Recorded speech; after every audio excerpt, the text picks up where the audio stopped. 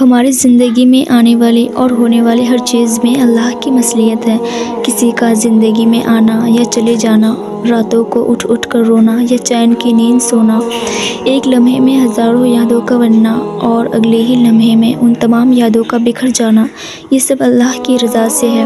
اللہ جانتا ہے کہ میرا بندہ میری جان ایک آواز پہ آ جائے گا، اور اس بندے کو مجھے تھوڑا سختی کے ساتھ اپنے طرف لانا ہوگا، تبھی تو وہ تمہیں زندگی کی ایسی حقیقتوں سے ملواتا ہے کہ ہم ٹوٹ جاتے ہیں، پھر اس کی طرف بھاگے چلے جاتے ہیں۔ ٹھوکر پہ ٹھوکر اور بار بار گرنا، یہ چوٹیں پھر اللہ تک لے کر جاتی ہیں، اور لے جائے بھی کیوں نہ، اس کے دسترس میں تو ہر زخم کا مرہم ہے۔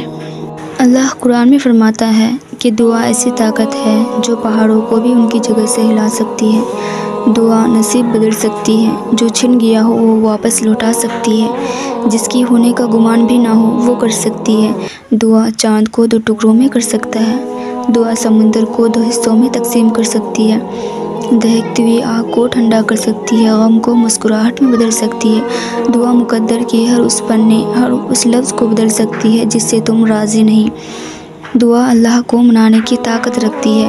دعا وہ واحد عمل ہے جو کائنات کی ہر چیز کو قدموں میں لا کھڑا کر سکتی ہے۔ دعا تو لا حاصل کو حاصل بناتی ہے۔ دعا ہر گمان کو حقیقت میں بدل سکتی ہے۔ جب تم محسوس کرنے لگو کہ آخری حد تک آزمائے جا رہے ہو، تو سمجھ جاؤ کہ تمہارے معاملے کا فیصلہ اور اللہ کی جانب سے مدد کا وقت یقیناً بہت قریب آ رہا ہے۔ بس تم اللہ کی جانب سے آنے والے حکم کے انتظار میں صبر کیے رہو۔ اللہ کسی بھی حال میں تمہیں دربدر نہیں ہونے دے گا۔ اللہ تو کاتب تقدیر ہے، وہ مٹا کر نئے سرے سے بھی تقدیر لکھ سکتا ہے۔ وہ جہاں سے چاہے کہانی کا رخ موڑ سکتا ہے، وہ جیسے چاہے ویسے اختتام کو بدل سکتا ہے۔ جو کونے سے نکال کر یوسف کو مصر کے تخت پر بٹھا سکتا ہے، تو یقین رکھو وہ رب تمہارے غموں کو خوشیوں میں بدل سکتا ہے۔ تہجد کی دعائیں تو دنیا بدل دیتی ہے، تم تو پھر بھی نصیب بدلنے کی مانگ رہے ہو۔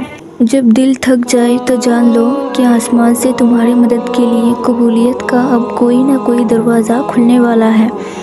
کبھی سوچا ہے اگر اللہ کو آپ کی دعا قبول نہ کرنی ہوتی تو وہ بلا وجہ آپ کے دل کو ایک ہی دعا پر کیوں روک دیتا؟ اگر قبول نہ ہونی ہوتی تو اللہ آپ کا دل بدل بھی تو سکتا تھا۔ دعائیں نصیب سے نہیں بلکہ نصیب دعاؤں سے بدلتا ہے۔ تم اتنے یقین سے مانگو کہ تمہارے یقین کے بعد کہانی معجزوں کی لکھی جائے۔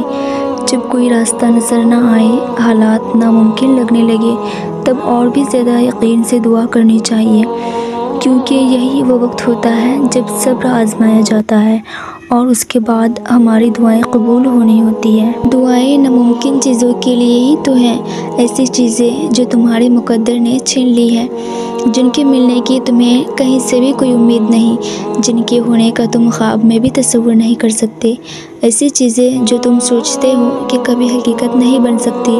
اللہ کے سامنے بہایا گیا ہر آنسو دعا ہے، اور اللہ کو تمہارے ہر آنسو سے بہت محبت ہے، پھر وہ آنسو صبر کرتے ہوئے بہایا گیا ہو یا پھر مایوسی اور ناراضگی سے بہایا گیا ہو، کیونکہ اللہ ہر آنسو کے پیچھے کی چھپی کہانی کو جانتا ہے، اور اللہ کو یہی کافی ہوتا ہے کہ تم پھر بھی اس سے مانگ رہے ہو۔